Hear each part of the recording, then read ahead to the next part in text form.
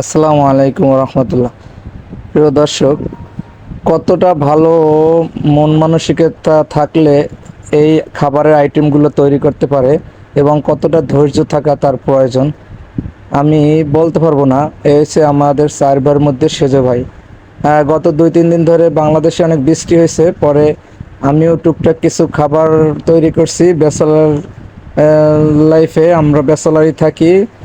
তা আমি ওরে খাবারগুলো দেখানোর কারণে পরেও আমারে বলতেছে, দেখ আমি তুই তো গোশ মাংস এগুলা মাছ তৈরি করছো আর আমি ভর্তার আইটেম তৈরি করতেছি। হ্যাঁ, তা ও আমার এগুলা তৈরি করে দেখাইতেছে। আমি নিজে আশ্চর্য হয়ে গেছি যে কিভাবে সম্ভব। ও প্রবাসে বাসায় একা একা বসে এতগুলো খাবারের আয়োজন করছে এবং যাইয়া ও আর বন্ধু বান্ধব দাওয়াত দিচ্ছে।